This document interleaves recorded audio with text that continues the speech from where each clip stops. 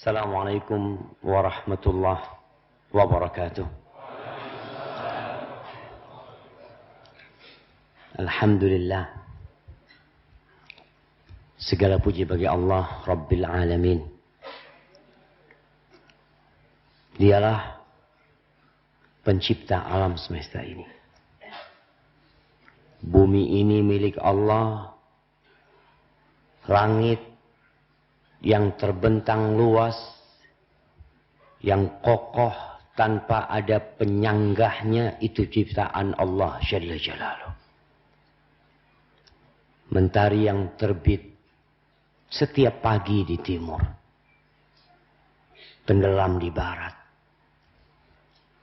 Malam ini kita bisa melihat rembulan yang mungkin masih purnama. Malam ini malam 16. Itu juga ciptaan Allah. Allah mengatakan hal min khaliqin ghairullah yarzuqukum minas sama'i wal ard. Apakah ada pencipta selain Allah yang memberikan rizki kepada kalian dari langit dan bumi? Dialah Allah Rabbul Alamin. Wabihi nasta'in ala umurid dunya wad din. Dan dengannya kita minta pertolongan dalam segala urusan kita. Dalam urusan agama, dalam urusan dunia. Yang semua yang hadir di sini, ya, ada apa rame-rame di sana? InsyaAllah. Semua punya urusannya. Antum dalam rumah antum ada masalah-masalah yang mungkin antum tidak bisa menyelesaikannya. Kepada siapa kita minta pertolongan? Ya hanya kepada Allah. Karena kita mengatakan iyyaka na'budu wa iyyaka nasta'in. Wassalatu wassalamu ala sayyidil mursalin wa imamil muttaqin qaidil ghurril muhajjalin sayyidina wa maulana Muhammadin wa ala alihi wa ashabihi ajma'in. Salawat dan salam semoga senantiasa tercurahkan untuk penghulunya para utusan Allah. Untuk yang termulia di antara nabi-nabi yang Allah utus. Imamnya orang-orang yang bertakwa.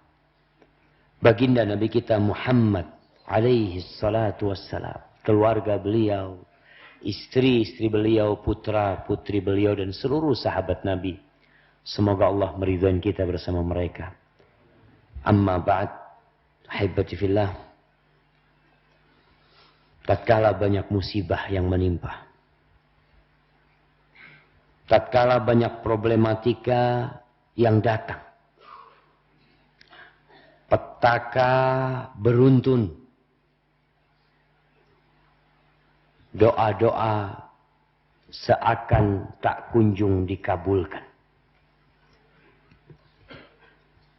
Di saat itu kita diuji. Sehingga sebagian di antara kita berprasangka buruk kepada Allah Jalla Jalaluh. Merasa sudah full usahanya. Merasa sudah baik dirinya. Merasa sudah banyak amalannya. Tapi kenapa tuh musibah tak selesai-selesai datang kepada kita. Padahal berprasangka buruk kepada Allah adalah sifat orang-orang kafir. Tapi itu menimpa kita. Itu yang akan kita bahas pada malam ini tentang Allah Azza wa Jalla. Tentang iman yang seharusnya menghujam di dalam hati kita. Bahwa segala yang indah itu dari Allah. Dan yang buruk itu dari diri kita sendiri. Kita diperintahkan untuk berbaik sangka kepada Allah. Dalam hadis yang diriwayatkan oleh Abu Dawud dan Tirmidzi dari Abu Hurairah radhiyallahu taala anhu, anna Rasulullah sallallahu alaihi wasallam qala, inna husnal dhanni billahi ta'ala min husnil ibadah. Sesungguhnya berbaik sangka kepada Allah adalah termasuk dari kesempurnaan ibadah seseorang hamba. Doa kita di penghujung setiap salat, Allahumma a'inni ala zikrika wa syukrika wa husni ibadatik. Ya Allah, bantulah hamba untuk senantiasa mengingatmu, bersyukur kepadamu, dan beribadah yang baik kepada Allah Azza wa Jalla. Kalau bicara ibadah, semua mengatakan saya beribadah. Saya tahu saya diciptakan untuk mengabdi kepada Allah Jalla Jalaluh. Tapi apakah ibadah antum baik atau tidak? Itu yang perlu dipikirkan. Ada orang yang sholat, tapi sholatnya mengantarkan ke neraka. Ada orang yang berangkat haji, tapi hajinya tidak membuat dosa-dosanya diampuni. Ada orang yang puasa, capek, lelah, hanya mendapatkan lapar dan haus belaka.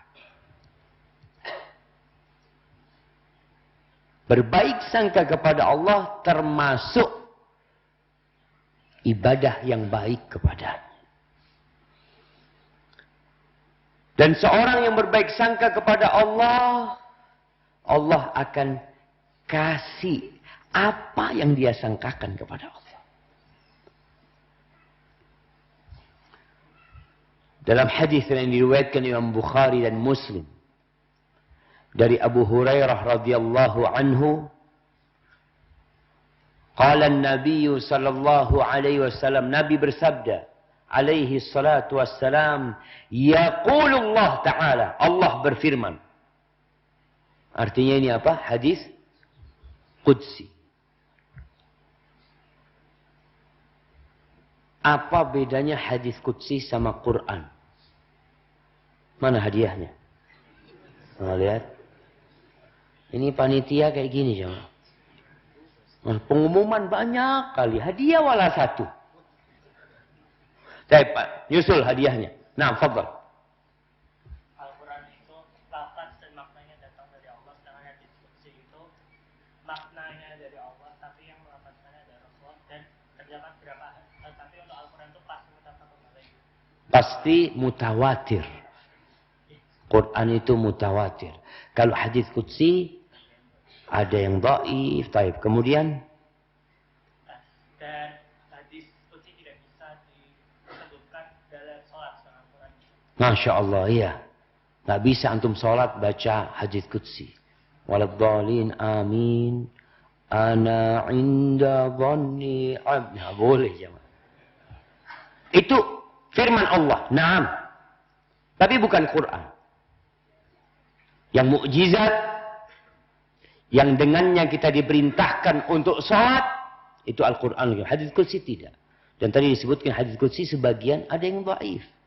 Karena periwayatannya memang tidak mutawatir. Sedangkan Quran semuanya mutawatir.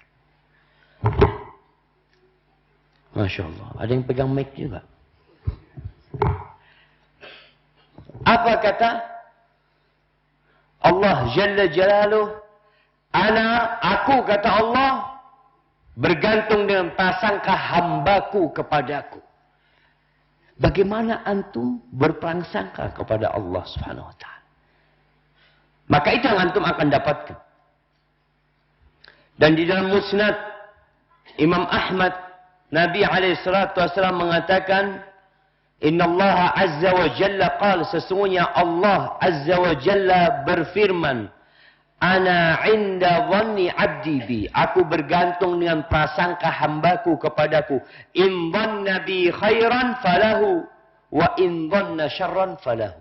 Kalau dia berprasangka baik kepadanya, maka bagi dia kebaikan. Kalau dia berprasangka buruk, maka bagi dia keburukan. Jadi kalau antum suudzon sama Allah, itu akan kembali kepada antum. Dan Ibnu Mas'ud radhiyallahu taala anhu mengatakan tentang prasangka ini.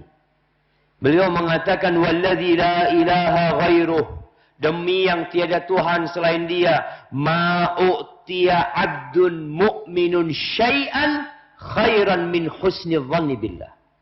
Demi Allah Azza wa Jal yang tiada berhak disembah kecuali Dia, tidaklah hamba diberi sesuatu rizki karunia yang lebih baik daripada berbaik sangka kepada Allah Subhanahu wa taala. Kenapa? Kalau kita berbaik sangka selalu sama Allah, hidup kita bahagia, jemaah. Motornya hilang. Pulang kajian dari Masjid Aisyah, motornya hilang. Apa yang antum lakukan? Suudzon apa husnudzon? Ya Allah, kayaknya mau diganti motor baru aku sama engkau ya Allah. Amin. Sahih jemaah. Ketika antum berprasangka baik sama Allah, Allah kasih. Tapi ketika Allah hilang dari hidup antum, bahkan antum berprasangka buruk sama Allah, ya Allah, ana dosa apa ya Allah? Kok hilang motor ana? Emangnya antum nggak punya dosa? Banyak dosa antum. Alhamdulillah cuma motornya yang hilang, bukan kakinya yang hilang. Wallahi sahih. Itu karunia yang besar ketika antum husnudzon sama Allah. Walladzi la ilaha ghairuh la yuhsinu 'abdun billahi azza wa jalla adh-dhanna illa a'tahu Allah azza wa jalla dhannahu dzalika bi anna al-khaira fi yadihi. Demi Allah yang tiada yang berhak disembah kecuali Dia, tidaklah seorang hamba berbaik sangka kepada Allah kecuali Allah akan kasih apa yang dia sangkakan. Kenapa? Karena semua kebaikan itu di tangan Allah. Semua kebaikan. Biyadikal khair. Wa anta ala kulli syai'in qadir. Di tanganmu segala kebaikan dan engkau maha kuasa atas segala sesuatu. Lalu kenapa antum buruk sangka sama Allah? Hibbati fillah. Memang ada perbedaan antara seorang yang beriman dengan keimanan yang sebenarnya dan orang yang imannya pas-pasan. Bahkan ada yang imannya turun sampai tingkat munafik. Ketika perang Khandaq. Tahun berapa perang Khandaq? Berapa lawan berapa? Jamaah. Tenang, hadiahnya datang. Antum yang tanya tinggal, aduh nggak ada hadiahnya, malas jawab biasa. Catat. Nanti yang antum dapat hadiah siapa nama antum? Ainul. Nggak ada nama Ainul. Ainul apa? Ainul yakin. Betul. Kalau Ainul doang nggak ada bahasa Arab. Ain. Al-yakin. Taib. Ainul yakin nanti minta sama Ustaz ya. Janji Ustaz. Taib. Pertanyaan kedua. Ya. Tahun 5 Hijriah. Berapa lawan berapa? Masya Allah. Hadiahnya separuh nanti Ustaz. Siapa nama antum? Siapa nama antum? Hanif Syamlan, separuh hadiahnya nanti. Ya, separuhnya siapa yang mengambil? Nah, fadhal antum. 3.000 lawan 50.000. Kebanyakan antum. Nggak boleh ngarang. 3.000 betul. Lawannya berapa? Lawannya 10.000 kira-kira. Antum dapat 1/4 ya. Baik, kita lihat tuh 3.000 lawan 10.000. Kota Madinah pada waktu itu, di situ ada orang-orang Yahudi. Masih bersama Nabi hidup di kota Madinah. Sebelum akhirnya mereka diusir setelah perang Khandaq. Di situ ada orang-orang munafikin. Bagaimana mereka menyikapi musibah yang datang? Berbeda. Allah ceritakan di surah Al-Ahzab. Allah mengatakan, ya ayyuhalladzina amanu dzkuru ni'matallah alaikum. Di ayat 9 Allah mengatakan, wahai orang-orang yang beriman, ingatlah kalian kepada nikmat Allah kepada kalian. Apa nikmat itu? Idh ja'atkum junudun fa'arsalna alaihim rihan wa junudan lam tarauha. Ketika datang pasukan-pasukan tentara-tentara menyerang kalian, kemudian kami kirimkan kepada mereka angin. Wa junudan lam tarauha, bersama pasukan yang kalian tidak melihatnya. Wa kana Allahu bima ta'maluna basir. Dan Allah Maha melihat apa yang kalian kerjakan. Jamaah, peristiwa ini sudah 1436 tahun yang lalu, dan Allah suruh kita mengingat itu nikmat. Makanya kalau kita nggak bicara sejarah, nggak ingat sama sejarah, gimana antum akan bersyukur sama Allah? Antum akan mengatakan alhamdulillah, alhamdulillah ya Allah. Sekarang senang hidup kita. Dulu 10.000 pasukan datang ke kota Madinah, mengepung kota Madinah, dan sebuah kota kalau dikepung itu ditutup pasokan makanan ke sana. Air ditutup, nunggu mereka menyerah, selesai jemaah. Mereka mau bertahan berapa lama di sana? Allah suruh kita mengingat. Ija'ukum min fawqikum. Ketika itu pasukan datang dari arah atas kalian. Wa min asfala minkum, dari arah bawah kalian. Datang dari arah Uhud, dari arah Kuba. Mereka datang untuk menyerang kota Madinah. Wa idh zaghatil absar. Wa balagatil qulubul hanajir. Ketika mata itu sudah kebingungan. Orang kalau takut itu pandangan matanya kosong. Dia bingung mau berbuat apa. Wa balaghatil qulubul hanajir, dan jantung itu sampai ke kerongkongan. Orang kalau takut itu karena takutnya seperti tersedak jantung dia.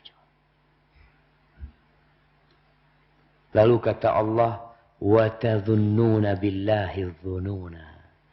Kalian di sana berprasangka kepada Allah dengan berbagai prasangka. Ada yang baik, ada yang buruk, ada yang optimis, ada yang pesimis. Hunalika btuliyal mu'minun. Pada saat itulah orang-orang yang beriman diuji. Diuji keimanannya.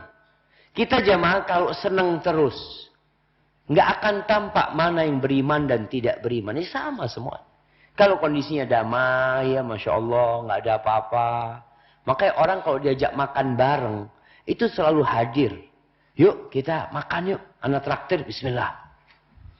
Yuk besok kerja bakti, astagfirullah, afwan ya. Anak, jadi afwan.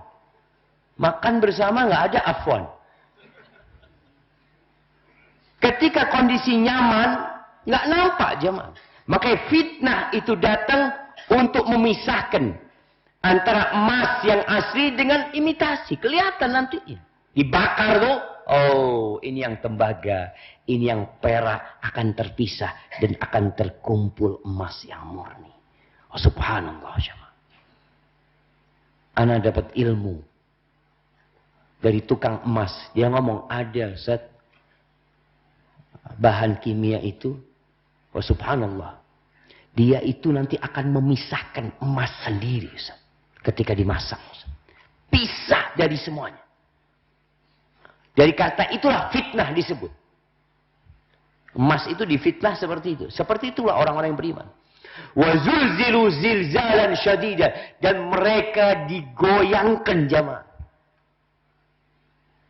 Seperti bumi yang digempakan itu. Dengan gempa yang sungguh dahsyat. Antum ketika masjid ini digoyang dikit, sebagian orang masih bertahan. Sebagian ada yang langsung lari. Sebagian terus bertahan, tapi tatkala goncangan semakin dahsyat, antum akan lihat siapa yang bertahan di masjid dan siapa yang keluar. Ustaz, itu kan menyelamatkan diri, Ustaz. Iya, ini hanya contoh, jemaah. Artinya ketika digoyang sedikit, ada orang yang langsung murtad. Kasih ujian sedikit, langsung putus asa. Ada orang yang enggak. Disitulah Allah katakan mereka diuji dengan ujian yang nyata. Wa idh yaqulul munafiqun walladzina fi qulubihim marad ma wa'adana Allah wa rasuluhu illa ghurura. Ketika orang-orang munafik dan orang-orang yang di hatinya ada penyakit mengatakan ternyata janji Allah sama kita itu omong kosong. Tuh. Mereka berpikir seperti itu. Ya. Katanya Allah mau bantu. Katanya Allah mau nolong. Kata yang beriman, Allah akan bantuin dia. Intan surullah yang surkum. Ini mana pertolongannya? Habis kita sudah. Hancur kita. Nah, dia ternyata omong kosong janji Allah. Itu prasangka buruk. Jangan. Tapi bagaimana dengan orang-orang yang beriman? Prasangka mereka apa? Itu di ayat 12. Di ayat 22, Allah mengatakan tentang orang-orang yang beriman, walamma ra'al mu'minun al-ahzab. Ketika orang-orang yang beriman itu memandang kepada pasukan musuh yang jumlahnya banyak, yang mereka belum pernah menjumpai jumlah seperti itu. Dari berbagai kelompok, dari musyrikin, dari munafikin, dari Arab Badui, dari Ghatafan, datang semua mau menghabisi kota Madinah. Ketika orang-orang beriman melihat itu. Kalau orang munafik yang hatinya ada penyakit, langsung suudzon. Janji Allah itu omong kosong. Tapi orang yang beriman mengatakan, qalu hadza ma wa'adana Allah wa rasuluh. Ini yang dijanjikan oleh Allah dan Rasul. Ini yang dijanjikan jemaah. Wa sadaqallah wa rasuluh. Dan benar Allah dan Rasulnya enggak pernah ingkar janji. Wa ma zadahum illa imanan wa taslima. Kondisi itu ternyata tidak menambah mereka kecuali tambah beriman, tambah yakin sama Allah Subhanahu wa taala. Kok bisa, Ustaz? Iman. Mereka beriman bahwa masuk surga nggak mudah. Rasul sallallahu alaihi wasallam udah pernah jelasin dulu di Mekah. Bagaimana orang-orang sebelum kita yang digergaji kepalanya sampai terbelah jadi dua. Yang disisir dengan sisir dari besi sehingga terkelupas daging dari tulangnya. Dan itu tidak membuat mereka keluar dari agama Allah. Karena memang jalan menuju surga itu, kata Nabi alaihi salatu wassalam, huffatil jannatu bil makarih. Surga itu dikelilingi dengan perkara-perkara yang dibenci oleh jiwa kita. Nabi Ibrahim alaihissalam, antum lihat, ketika Nabi Ibrahim mau dilemparkan ke api, apa yang dilakukan oleh kaumnya? Para ulama menjelaskan ditelanjangin Nabi Ibrahim. Maka yang pertama dapat baju di padang dan mengantasan buat dia. Ketika diarak oleh kaumnya, ketika ditelanjangin kemudian dilemparkan lewat alat pelontar menuju ke api. Apakah Nabi Ibrahim berburuk sangka sama Allah? Apakah dia mengatakan, ya Allah, aku kok nggak ditolong ya Allah, aku kok nggak dibantu? Subhanallah, ketika dilontarkan menuju ke api, datang malaikat Jibril. Mengatakan, alaka ilayya hajah. Disebut dalam Israiliyat. Engkau ada perlunya sama aku. Kata Nabi Ibrahim. Amma ilaika fala. Kepadamu, enggak. Aku enggak ada perlunya. Amma ilallah fana'am. Tapi sama Allah, aku ada perlu. Lalu Nabi Ibrahim mengatakan, hasbunallah wa ni'mal wakil. Tuh jamaah. Yakin berbaik sangka sama Allah. Apa yang dilakukan Allah? Allah katakan kepada itu api. Ya nar, kuni bardan wa salaman ala Ibrahim. Wahai api, jadilah engkau dingin dan keselamatan buat Nabi Ibrahim. Seperti itu baik sangkanya Nabi Ibrahim. Dia nggak lihat-lihat ini apa akan ada angin ya yang Allah kirim untuk mematikan nabi ini atau ada hujan. Dia yakin sama Allah. Maka kata Nabi SAW, siapa yang berbaik sangka kepada Allah, maka bagi dia kebaikan. Masya Allah, alhamdulillah. Ainul, fadl ain. Insya Allah. Baik, tadi siapa namanya? Hanif, kasih Hanif. Setengahnya buat antum, setengah kasih siapa lah. Terserah antum. Nah. Tadi ada yang 1/4. Antum husnudzon nggak sama ustadznya mau dikasih? Hah? Kira-kira tadi antum ustadznya ngomong kasih 1/4, mau dikasih nggak antum dalam hati antum? Hah? Dikasih? Masya Allah, dikasih. Terima kasih jemaah.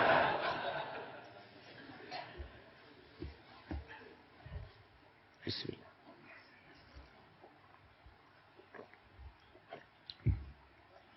Subhanallah. Ada seorang dari kalangan salaf, kalau ada orang minta sama dia harus kasih. Dia berusaha untuk cari. Kenapa kata dia? Orang ini husnudzon sama anak-anak mau kasih dia. Kata dia. Makanya dia datang. Kalau dia suudzon, nggak mungkin dia datang minta. Ketika dia berhusnudzon, dia berpikir insya Allah anak akan dapat solusi. Makanya sebagian sahabat dia berusaha untuk membantu orang itu. Kalau ada orang minta tolong sama dia, karena orang ini sudah husnudzon. Itu sama manusia aja. Gimana sama Rabbul Alamin? Nabi Musa alaihissalam, ketika beliau sampai di pantai setelah kejaran Fir'aun,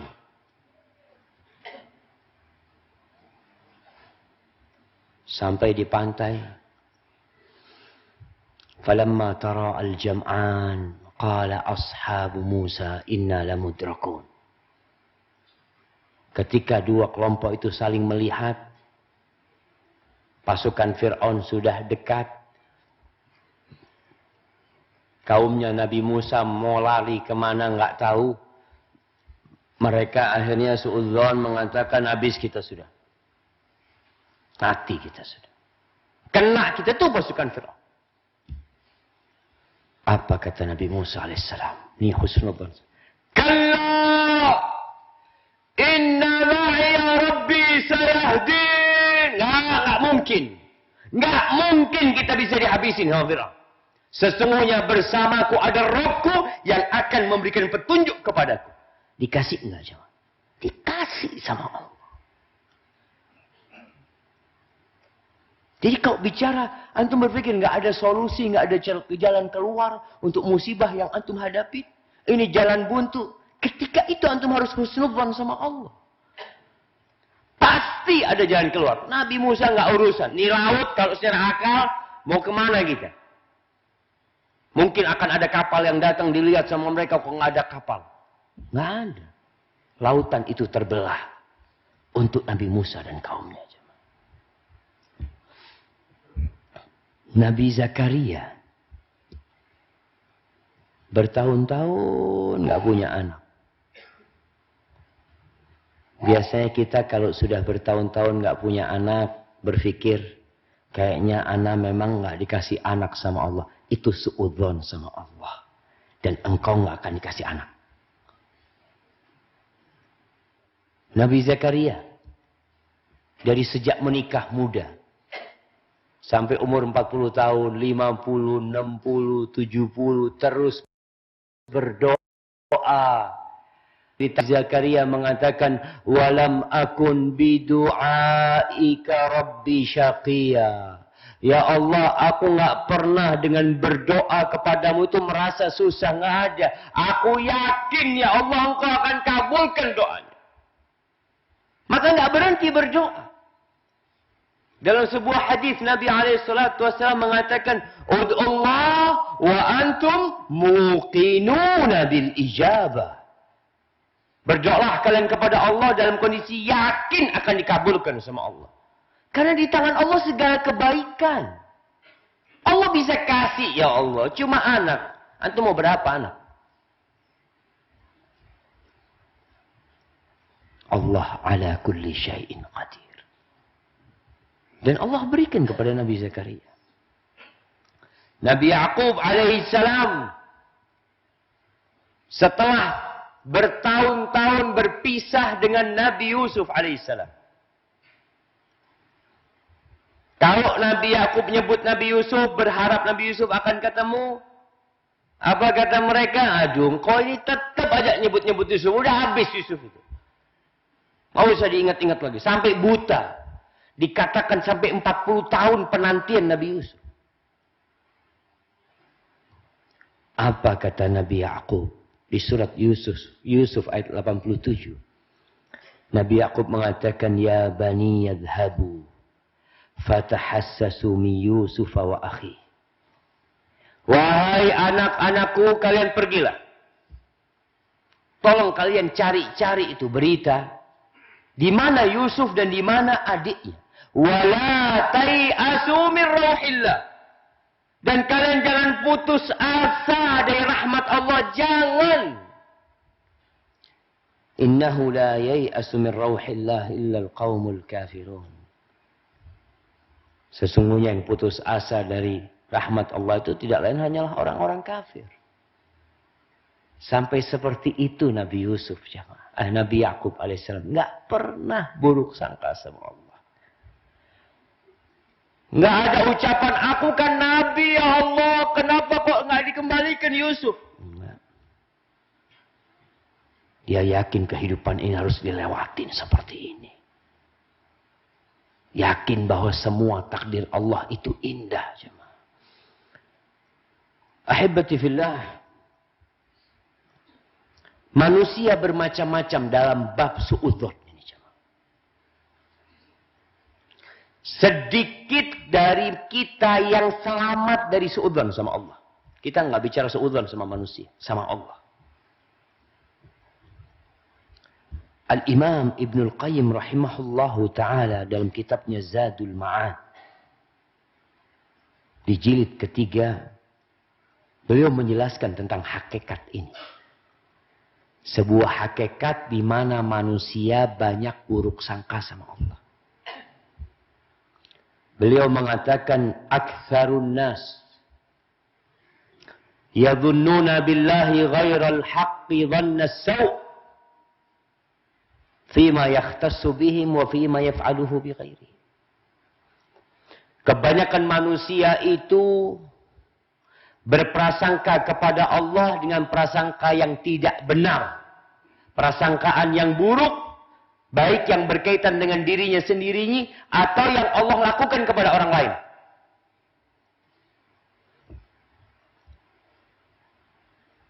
Fulan ini kok dikasih rizki terus sama Allah ya. Aku nggak dikasih. Ada yang seperti itu. Fulan ini nggak pernah ke masjid. Motor baru. Istri baru. Ana sampai sekarang tetap. Antum suudzon sama Allah.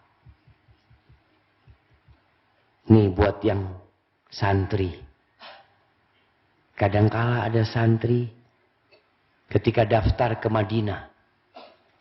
Sebagian diterima, sebagian tidak. Lalu sebagian yang tidak diterima mengatakan, kok bisa fulan diterima ya? Padahal nilai ana lebih tinggi dari fulan. Suudzon sama Allah. Seakan-akan takdir Allah salah. Itu su'udzon. Dan kata Ibnu Qayyim, kebanyakan orang seperti itu. Kita perlu mengoreksi diri kita. Wala yaslam min dzalika, enggak ada yang selamat kecuali orang yang kenal sama Allah. Kenal dengan nama-nama Allah. Kenal dengan sifat-sifat Allah. Dan dia kenal kewajiban dia untuk bertahmid memuji Allah. Dan semua tindakan Allah itu berdasarkan hikmah. Karena salah satu nama Allah adalah Hakim, jamaah. Maka antum harus perbaiki. Di PHK, loh, kenapa ana yang di PHK? Kok bukan fulan? Ya, antum ini siapa? Seakan-akan antum yang ngatur alam semesta ini. Datang ke motor, kok motor ana nih? Kok bukan punya fulan? Ya, antum kok bisa seperti itu? Lalu Ibnu Qayyim menyebutkan beberapa contoh orang-orang yang berprasangka buruk kepada Allah.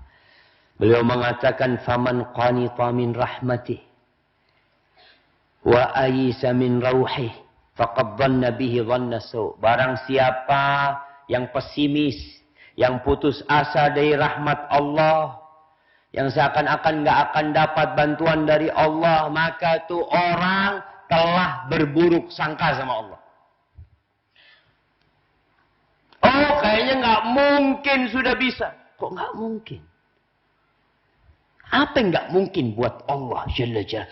Itu lautan terbelah. Itu api yang membakar jadi selamat dan dingin buat Nabi Ibrahim. Lalu apa yang kau mengatakan nggak mungkin? Itu apa?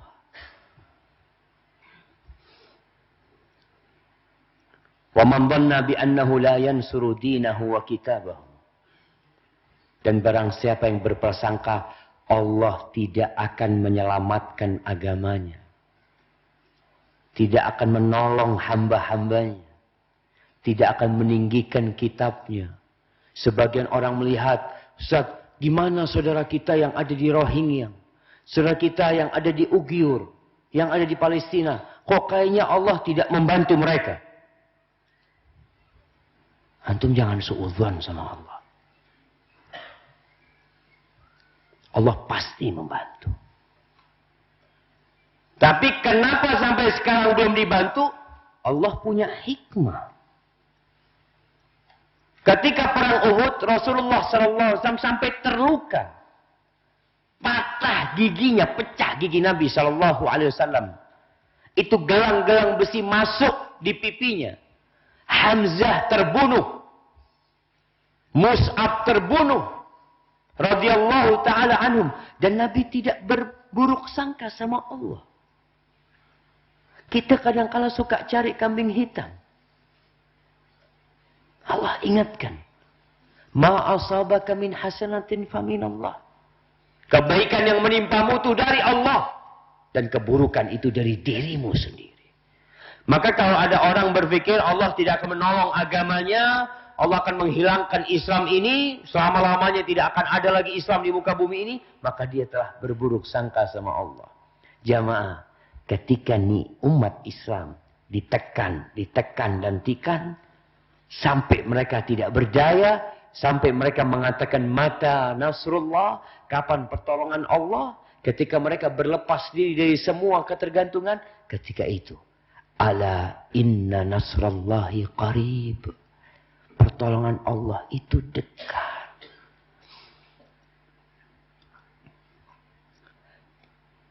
Barang siapa yang berpikir bahwa kemenangan itu buat orang-orang kafir. Ya, kita lihat mereka selalu menang. Ada yang selalu berpikir, Ustaz, alam ini sudah dikuasai oleh orang Yahudi, Ustaz. Udah nggak bisa lagi. Ya, kalau bicara ekonomi mereka, bicara senjata mereka, bicara teknologi mereka, bicara apa lagi? Media mereka, aduh, udah nggak mungkin Islam ini. Kok bisa tuh mengatakan itu? Mereka tuh makhluk yang tidak berdaya apa-apa. Sekarang Amazon kebakaran, coba. Apa yang bisa dilakukan mereka, jemaah? Angin topan, ada dorian atau apa, datang menghabisin ribuan rumah. Apa yang bisa dilakukan mereka? Jadi ketika antum berpikir, ya Allah, nggak mungkin kita bisa menang, nggak mungkin. Kata siapa, jemaah? Ala inna hizballahi humul ghalibun. Sesungguhnya kelompok Allah itulah yang akan menang. Jamaah, barang siapa yang berpikir. Ini kata Ibnu Qayyim masih, jamaah. Ana ambil beberapa penjelasan beliau. Bahwa Allah boleh mengazab kekasih-kekasihnya, padahal itu orang-orang baik. Diazab sama Allah subhanahu wa ta'ala. Allah samakan orang yang beriman dengan orang yang tidak beriman, maka dia telah berprasangka buruk sama Allah. Kalau antum melihat tadi ada orang soleh miskin, ada orang jahat kaya. Antum mungkin berpikir seharusnya yang kaya yang mana? Yang soleh. Yang miskin yang jahat. Lalu antum berpikir, ini yang salah siapa? Antum buruk sangka sama Allah subhanahu wa ta'ala. Allah itu tidak pernah menyamakan, jamaah. Kalau bicara kesolehan, orang soleh itu yang diperlukan satu. Bukan rumah yang besar. Bukan mobil yang mewah. Yang mereka butuhkan satu. Apa, jemaah? Nah, ikhlas. Nggak apa-apa lah. Bukan ikhlas. Ketenangan iman. Iman. Ya orang soleh beriman lah. Surga. Apa? Melihat wajah Allah. Nanti di sana. Di dunia ini. Rasa takut sama Allah. Ilmu. Ridho. Qona'ah. Cuma mungkin dekat ridho. Qona'ah. Itu yang ridho bahasa lainnya. Kata Nabi Muhammad SAW, irba bima qasamallahu lak. Ridholah engkau dengan apa yang Allah berikan kepadamu. Takun agnan nas.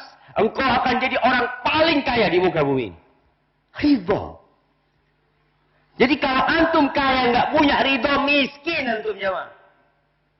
Makanya kalau antum lihat orang soleh, antum jangan ngurusin urusan Allah. Kenapa bulan kok miskin? Bisa jadi itu yang nggak punya apa-apa lebih kaya daripada raja yang paling mulia di muka bumi ini, jemaah.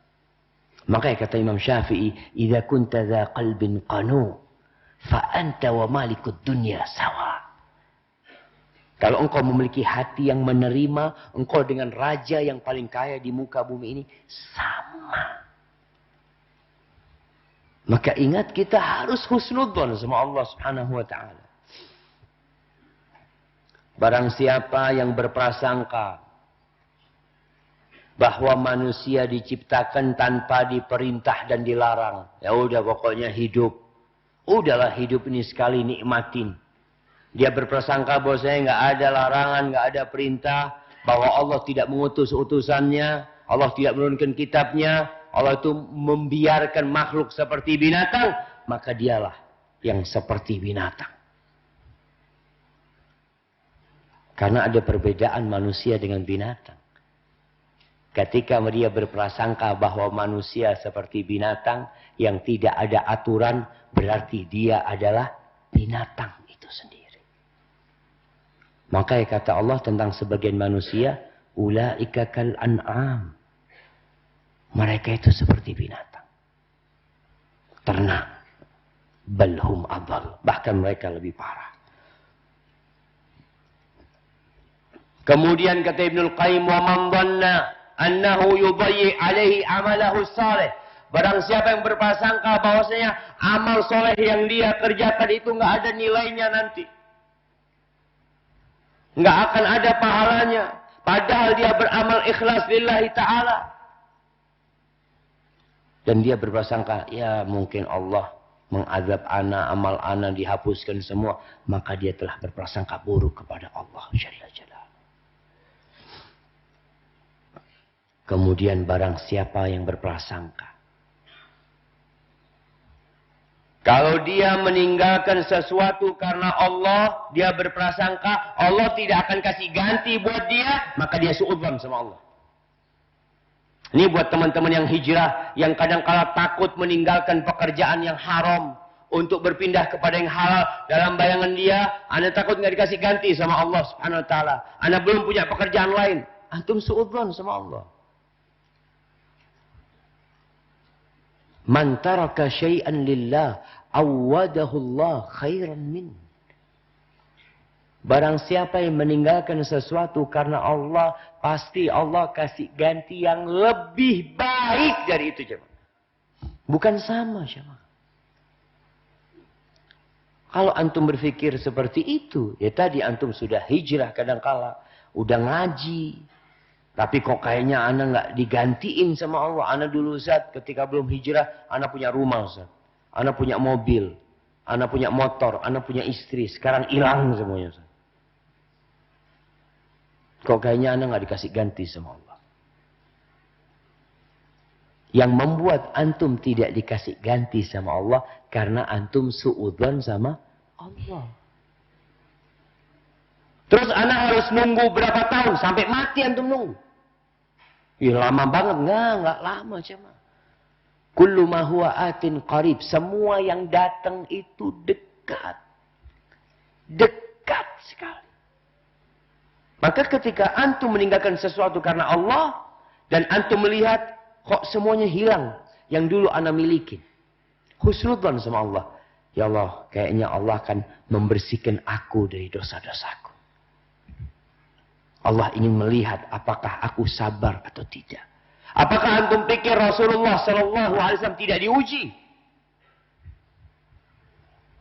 Bagaimana ujian yang diterima Nabi alaihi salatu wassalam? Diusir dari kota Mekah. Baik. Udah berangkat sama Abu Bakar. Bersembunyi di dalam gua. Beliau tidak pernah berpikir, ya Allah kok nggak disediakan sama Allah buruk ya. Jadi kan langsung dari, nggak ada. Ketika Isra Mi'raj, beliau naik buruk. Ketika beliau hijrah naik onta. Beliau bersembunyi di dalam gua dan dikejar-kejar oleh orang kafir. 3 hari bersembunyi dalam gua.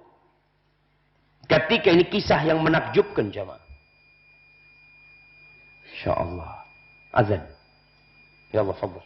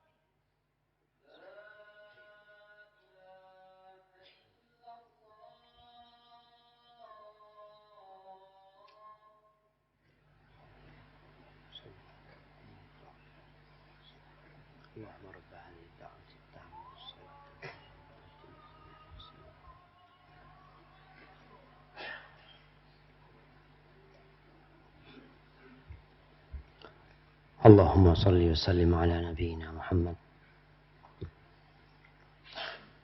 Ketika Nabi alaihi salatu wassalam hijrah, beliau berpindah dari rumahnya yang indah di kota Mekah, tinggal di gua yang sempit, yang mungkin penuh serangga. Ketika kaum musyrikin itu datang sampai ke mulut gua, Abu Bakar mengatakan, "Ya Rasulullah, kalau salah seorang di antara mereka melihat ke kakinya, kita akan kelihatan." Tapi apa kata Nabi SAW?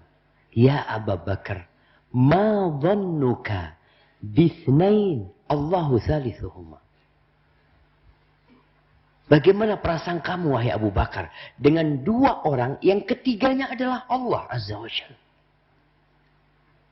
Maka Allah katakan, "Idz yaqulu li sahibihi la tahzan innallaha ma'ana." Ketika berkata kepada teman, jangan sedih, Allah itu bersama kita. Ini husnudzan.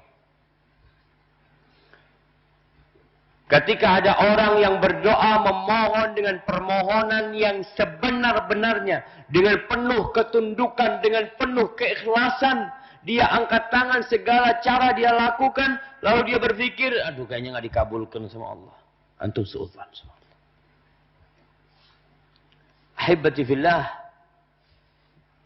Ibnu Qayyim mengatakan kebanyakan orang itu, beliau mengatakan fa'aksarul khalq, kebanyakan makhluk, bal kulluhum, bahkan semuanya, illa man sya'allah, kecuali yang Allah selamatkan.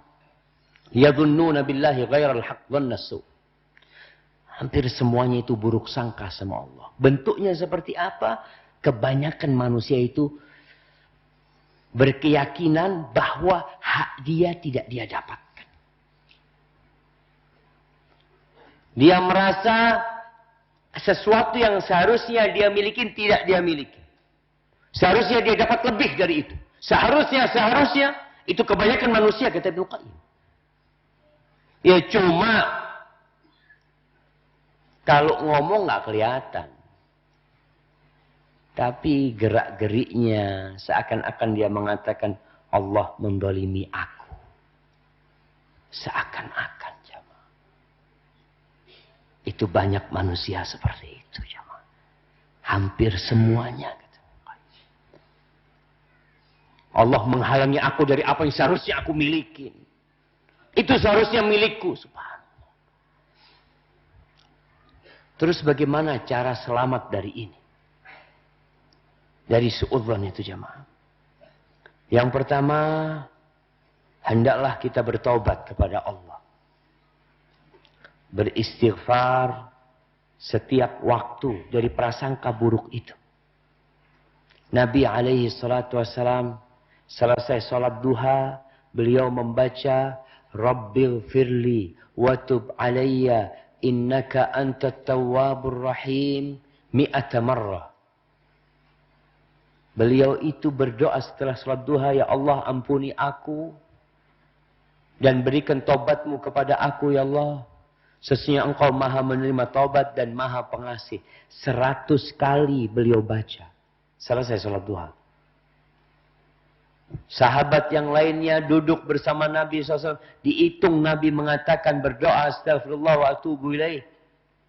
Beliau beristighfar dan bertobat 100 kali. Ini bukan selesai salat duha. Ini di waktu yang lainnya. Maka hendaklah kita memperbanyak istighfar. Karena prasangka-prasangka buruk kita kepada Allah. Dan kemudian dibalik. Prasangka buruk itu bukan kepada Allah, tapi kepada diri kita. Jiwa kita ini sumber keburukan, jemaah. Innan nafsa la'ammaratum bisu'. Sesungguhnya jiwa itu benar-benar memerintahkan kepada keburukan. Manusia ini tergabung di dirinya kebodohan dan kezaliman. Itu kita. Apa kata Allah? Innahu kana zaluman jahula. Manusia itu benar-benar makhluk yang sangat zalim dan sangat bodoh. Itu kata Allah Azza wa Jalla. Dan dia yang lebih pantas untuk disangkain buruk. Sedangkan Allah adalah yang paling adil, Allah yang paling pengasih, Allah yang paling kaya, Allah yang paling terpuji, Allah yang terselamatkan dari segala kekurangan, sifat-sifatnya mulia, semua yang dia kerjakan pasti ada hikmah, ada maslahat, ada rahmat, ada keadilan, karena semua nama-nama Allah itu indah dan Allah tidak bertindak kecuali sesuatu yang indah. Kalau antum melihat keburukan, wa asa an takrahu syai'an wa huwa khairul lakum.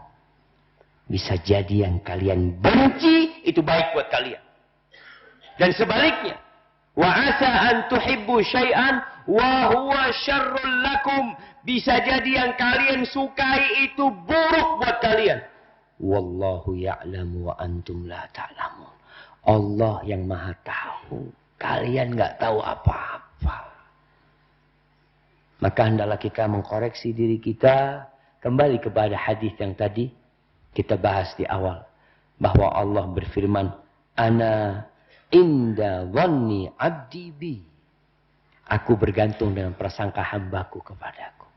Kalau antum berbaik sangka kepada Allah, antum akan dapat kebaikan. Kalau antum berburuk sangka kepada Allah, ya sesuai dengan yang antum prasangkakan. Hadza wallahu a'lam bishawab. Itu yang bisa Anda sampaikan pada kesempatan kali ini. Mungkin kita masuk ke sesi tanya jawab. Nah, Ustaz.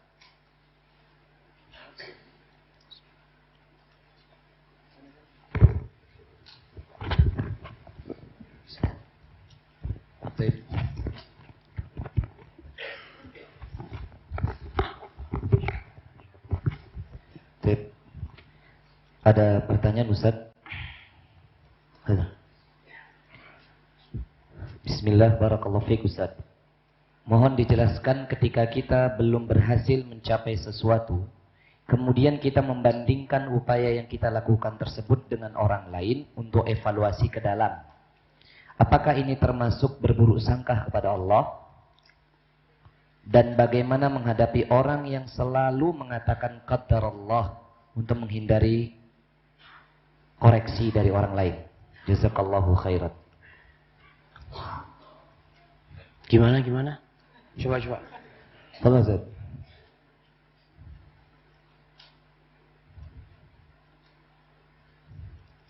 Iya. Kalau bicara evaluasi, ya tetaplah kita evaluasi. Rasulullah SAW setelah perang Uhud pun mengevaluasi. Allah turunkan ayat-ayat yang menegur para sahabat. Apa sih kesalahan mereka?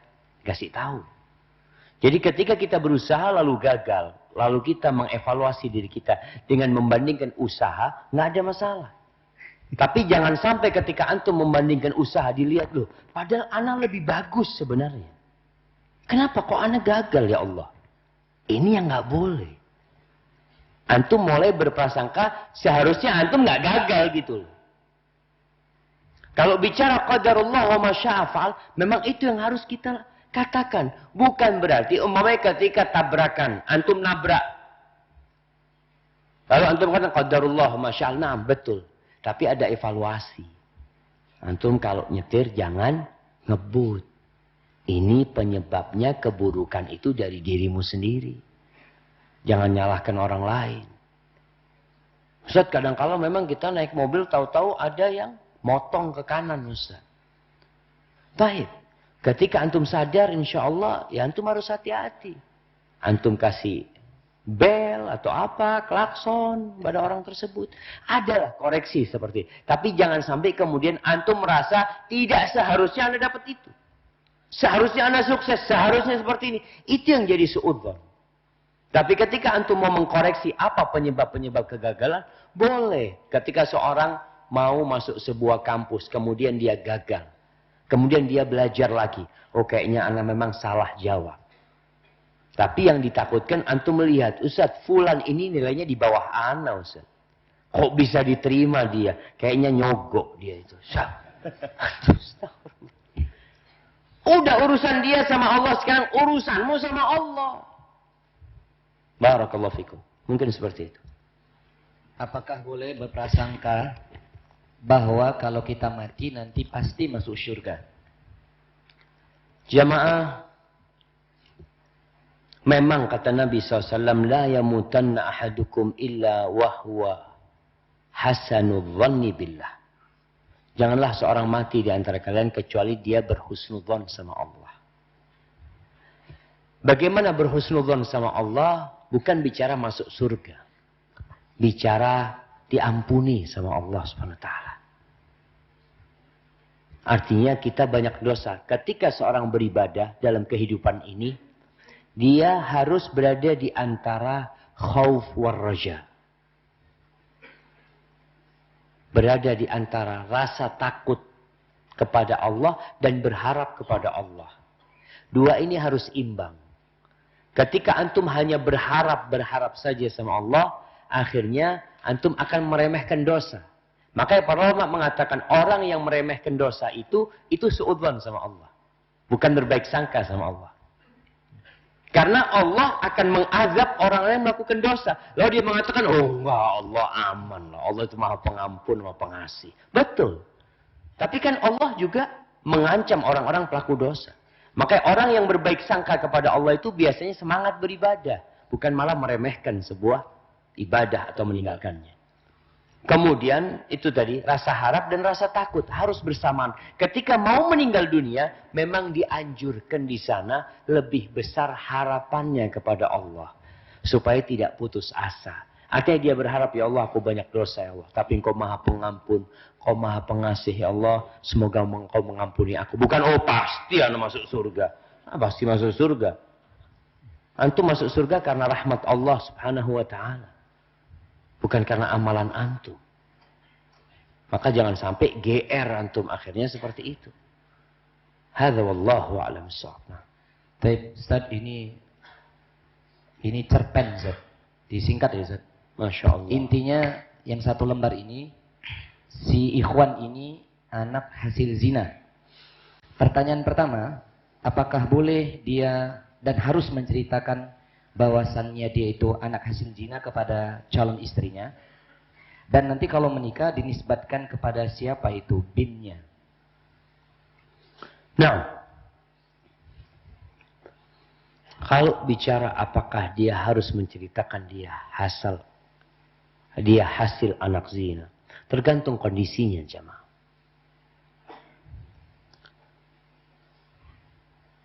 Kalau hal itu berpengaruh kepada pernikahan dia.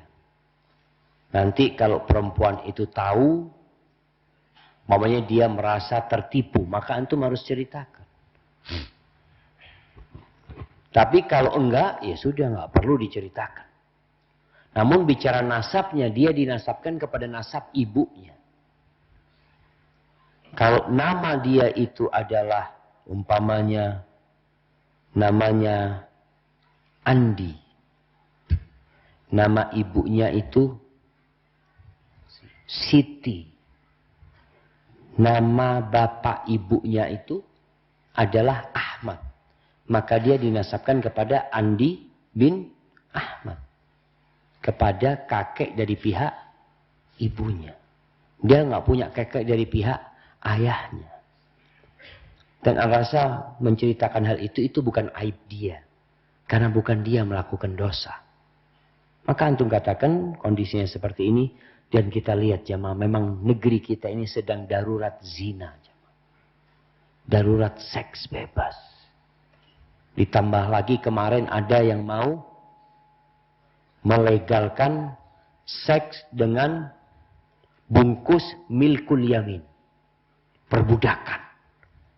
Sebagian orang berpikir, oh ini bagus ini. Padahal tuh orang mau perbudakan ini, Islam berusaha untuk menghilangkannya. Dia ingin mengembalikan perbudakan, tapi memperbudak orang bebas. Tujuannya apa? Supaya zina jadi legal. Na'udzubillah min dzalik. Maka ini yang muda-muda, tolong tundukkan pandangan. Sama yang tua juga tundukkan pandangan. Bukan yang muda doang, jemaah. Cuma yang muda Ia tundukkan pandangan. Soalnya kalau dia melihat sesuatu, dia nggak bisa nyalurkan nantinya. Hendaklah dia segera menikah. Dan yang bapak-bapak, yang tua-tua, jangan biarkan pandangan itu jelalatan. Karena kadangkala membuat antum tidak bisa menikmati kehidupan keluarga nantinya. Hadza wallahu a'lam bissawab. Nah. Zid. Favorit. Mau tanya Ustadz, kemarin saya baru mimpi istri saya dibelit ular di lehernya. Kemudian saya bunuh ular itu. Apa ini tanda-tanda musibah? Apa takwil dari mimpi tersebut Ustadz? Syukran. Wallahu a'lam bishawab jemaah. Ana bukan ahli takwil mimpi.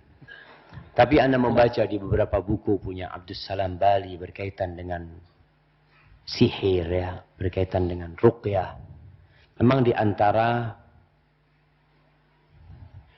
tanda-tanda sihir itu mimpi buruk. Ada yang mimpi ular, mimpi anjing atau karena kan mimpi buruk itu datangnya dari siapa? Dari setan memang seperti itu.